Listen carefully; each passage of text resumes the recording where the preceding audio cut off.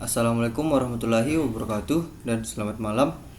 Kami dari kelas E ingin menjelaskan tentang UCP 1 dengan saya sendiri Fadlan Nasir Salparma, NIM belakang 224, dan teman saya Sustian Nugroho, NIM belakang 228. Dan saya Iksan Hanafi, NIM 226. Materi pertama yaitu Meta Human of the World yang akan dijelaskan oleh Iksan Hanafi.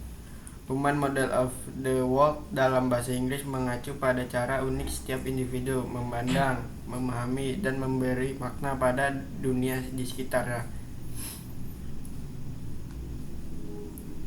Istilah ini sering digunakan dalam neurolinguistik, programming, dan psikologi untuk menggambarkan bahwa setiap orang membangun representasi mental mereka sendiri berdasarkan komponen dari Human Model of the World, yaitu pengalaman pribadi, sensor input, dan bahasa. Selanjutnya akan dijelaskan oleh Restu.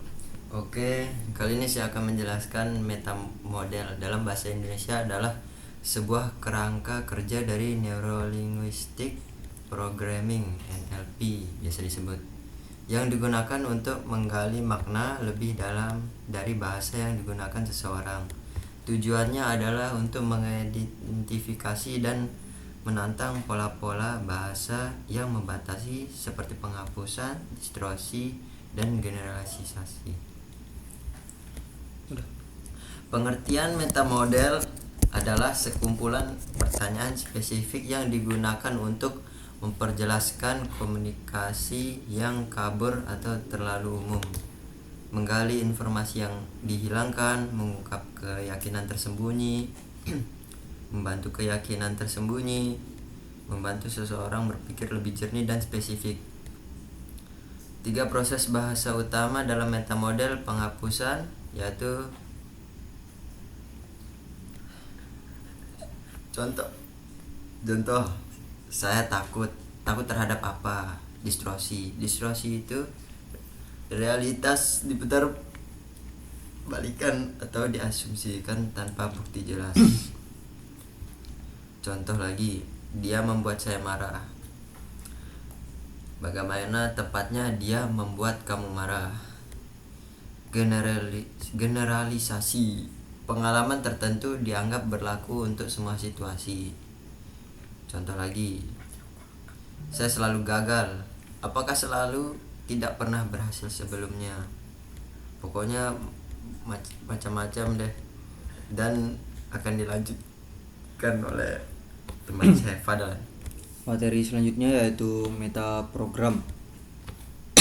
Meta program adalah konsep dari Neuro-Linguistic Programming atau NLP yang mengacu pada pola bawah sadar yang mendalam yang mendorong bagaimana individu memahami informasi, membuat keputusan, dan berperilaku.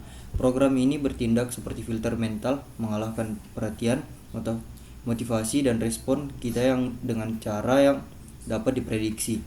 Definisi metaprogram yaitu pola pikir, kebiasaan, atau strategi penyortiran mental yang membentuk apa yang menjadi fokus kita, bagaimana kita menafsirkan realitas, bagaimana kita menanggapi orang lain dan situasi. Dan selanjutnya yaitu cara-cara beberapa program meta yang sering digunakan, yang sering diidentifikasi dalam pelatihan pembinaan, terapi, dan komunikasi. Pilihan program meta contoh perilaku: filter arah menuju versus menjauh, dari fokus pada tujuan versus menghindari masalah. Mengapa program meta penting? Yaitu untuk menyesuaikan pesan agar sesuai dengan cara seseorang memproses informasi. Contoh, jika seseorang memiliki filter arah atau menjauh dari, mereka termotivasi untuk menghindari rasa sakit atau masalah. Memberitahu mereka solusi ini akan membantu Anda menghindari kesalahan akan lebih berhasil daripada ini akan membantu Anda berhasil. Yang terakhir adalah submodalitas. Submodalitas adalah konsep dari Neuro Linguistic Programming atau NLP yang merujuk pada detail halus lagi dari pengalaman sensorik internal kita. bagaimana kita merepresentasikan sesuatu dalam pikiran kita, bukan hanya apa yang kita representasikan. Submodalitis adalah perbedaan halus dalam setiap modalitis sensorik, yaitu visual, auditory, kinestetik, dan lain-lain, yang mempengaruhi perasaan kita dan respons terhadap memori, pikiran, atau keyakinan. Apa itu submodalitas? Setiap modalitas sensorik, fakok atau visual, auditory, kinestik, olfaktori, dan gustatory dapat dipecah menjadi submodalitas yang merupakan karakteristik khusus dari pengalaman sensorik tersebut. Contoh submodalitas visual adalah terang atau redup, warna atau hitam dan putih, diam atau bergerak, dekat dan jauh, berbingkai atau panorama. Selanjutnya, contoh submodalitas auditory adalah keras atau lembut, nada tinggi atau rendah, tempo cepat atau lambat, lokasi, nada suara. Dan selanjutnya submodalitas kinestetik, lokasi dalam tubuh, suhu, tekanan, dan gerakan. Mengapa submodalitas penting? Submodalitas mengendalikan identitas, bagaimana kita mengalami sesuatu secara mental atau emosional. Dengan mengubahnya kita dapat mengubah kondisi emosional kita. Yang kedua, mengurangi rasa takut atau trauma. Yang ketiga, meningkatkan motivasi atau kepercayaan diri. Dan yang terakhir, menghentikan kebiasaan buruk atau keyakinan yang membatasi. Sekian dari kami, kurang lebihnya mohon dimaafkan. Wabillahi taufiq wal hidayah. Wassalamualaikum warahmatullahi wabarakatuh.